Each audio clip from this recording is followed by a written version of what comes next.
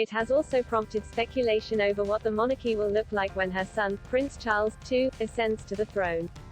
Her Majesty, 95, was spotted on Monday driving alone around the grounds of Windsor Castle in sunglasses and a headscarf. On Friday, Buckingham Palace confirmed Her Majesty would not attend COP26 alongside other senior royals, including the Prince of Wales. The Queen had been advised to rest for a further 2 weeks and avoid royal visits during that period. She is still able to host virtual audiences and complete like duties. Her Majesty will address delegates and media at COP26 via a pre-recorded video message. The palace also detailed the Queen's firm intention to attend the Remembrance Sunday service on November 14 at the Cenotaph. In an opinion piece for Bloomberg, Martin Ivers addresses the Queen's decision not to attend COP26. Mr. Ivers writes, "This is but the latest of several intimations of royal mortality. The Queen, 95 years old this year, long ago handed over arduous foreign tours to her son and heir to the throne, Prince Charles. Just as the palace begins to transfer more duties around the royal firm, the UK must begin to think the unthinkable, of life without her."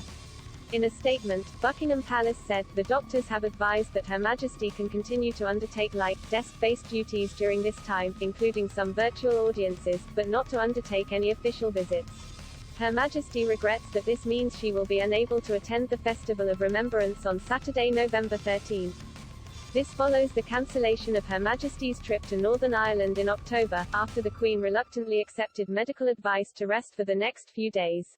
Her Majesty also spent a night at King Edward VII's Hospital in central London for some preliminary investigations, but returned to her home at Windsor the next day, in good spirits. The hospital visit was Her Majesty's first in 8 years. Prime Minister Boris Johnson, soon after Her Majesty arrived back at Windsor Castle, said he was given to understand that, actually, Her Majesty is characteristically back at her desk at Windsor as we speak. However, prominent senior royals have been seen taking on further royal duties as signs of Her Majesty's advancing age become more obvious. Royal commentators note Her Majesty's hectic schedule since the start of October. The monarch has met virtually with a number of high-profile politicians since she resumed royal duties last month, including speaking with the Japanese ambassador Hajime Hayashi and the EU ambassador João de Almeida. The previous day, Her Majesty chatted with the new Governor-General of New Zealand, Dame Cindy Kiro. She also enjoyed a day at Ascot, spotted at Champions Day in mid-October.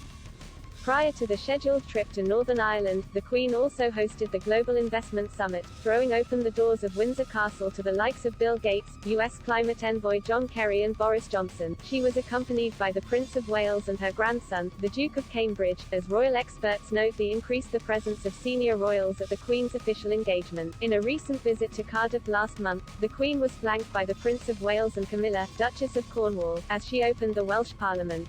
At the event, she was photographed using a walking stick for the second time, following her attendance at Westminster Abbey for an event celebrating the Royal British Legion. At the centenary celebration, the Queen was spotted using her walking stick for the first time in 20 years, as she was accompanied by her daughter, Anne, Princess Royal. It was the first time that Her Majesty had used a stick for comfort, rather than for specific medical reasons. It was also noted that the Queen used an entrance thought to be a shorter distance to her seat inside the Abbey than the conventional, main entrance to the building.